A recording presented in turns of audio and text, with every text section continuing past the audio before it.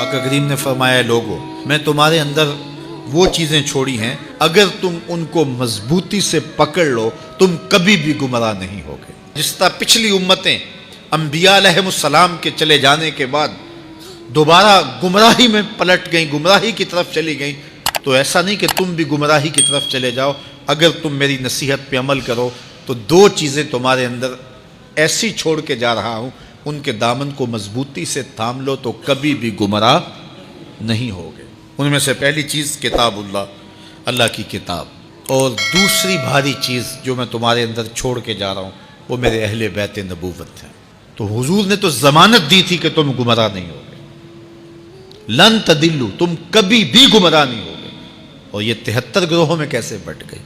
تو حضور نے شرط لگائی تھی کہ اگر تم ان دو چیزوں کو تھامے رکھو گے تو کبھی بھی گمراہ نہیں ہوگے، ایک اللہ کی کتاب اور ایک میرے اہل بیت کو۔ گمراہی کیسے ہوئی؟ کسی نے کتاب کو چھوڑ دیا، کسی نے اہل بیت نبوت کو چھوڑ دیا۔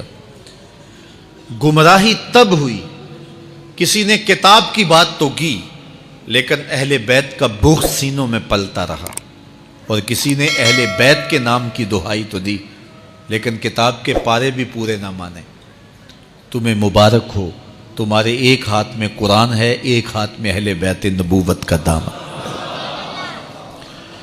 تو جس نے کتاب اللہ کو چھوڑا وہ بھی گمراہ ہو گیا، اور جس نے اہل بیت کے دامن کو چھوڑا وہ بھی گمراہ ہو گیا، اور جس نے دونوں کے دامن کو پکڑ لیا تو وہ کامیاب ہوا، بامراد ہوا اور ہدایت پہ گامزن رہا۔ فرمایا تمہارے اندر میرے اہل بیت کی مثال ایسے ہے جس طرح حضرت نوح علیہ السلام کی کشتی تھی، جو اس کشتی میں سوار ہو گیا وہ نجات پا گیا، اور جو اس کشتی میں سوار نہ ہو سکا، پیچھے رہ گیا، وہ ہلاک ہو گیا۔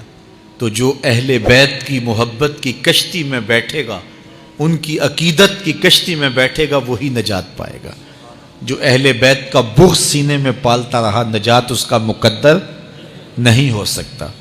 اور ایک روایت میں حضور نے ارشاد فرمایا کہ میرے اصحاب کی مثال ستاروں کی طرح ہے، تم جس کے پیچھے بھی چلو گے منزل پا جاؤ گے۔ علماء نے اس کے ان دو احادیث کو جمع کر کے بڑا خوبصورت نتیجہ نکالا۔ آج کل تو منزل کا تعین کرنے کے لیے جدید آلات دستیاب ہیں، اس زمانے میں جب سفر کیا جاتا تھا تو ستاروں سے رہنمائی حاصل کی جاتی تھی۔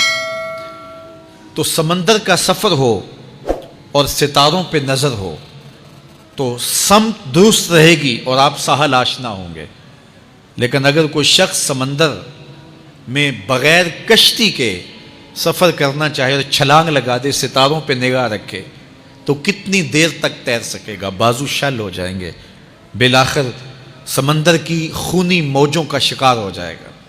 اور اگر کوئی کشتی پہ بیٹھ جائے اور ستاروں کی طرف نظر اٹھا کر نہیں دیکھتا تو پھر وہ کشتی کو کتنی دیر تک سمندر میں چلاتا رہے گا؟ وہ وہیں گھومتا رہے گا، منزل تک نہیں پہنچ پائے گا۔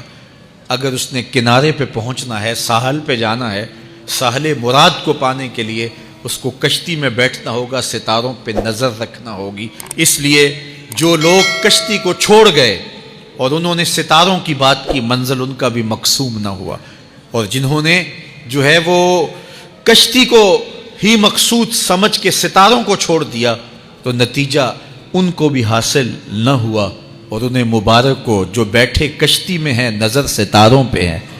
اور مولانا حسن رضا بولے اہل سنت کا ہے بیڑا پار کہ اصحاب رسول نجم ہیں اور ناؤ ہے اطرت رسول اللہ۔ تو ہم اصحاب رسول کو بھی مانتے ہیں اور اہل بیت کے در کے بھی گدا ہیں۔ بلکہ میں ایک جملہ کہا کرتا ہوں اور وہ یہ کہ اہل بیت نبی کے گھر والے ہیں اور اصحاب رسول نبی کے در والے ہیں۔ وہ در پہ بیٹھے ہیں، وہ گھر میں بیٹھے ہیں۔ ہم کہتے ہیں در والوں تمہیں بھی ہمارا سلام ہو، گھر والوں تمہیں بھی ہمارا سلام۔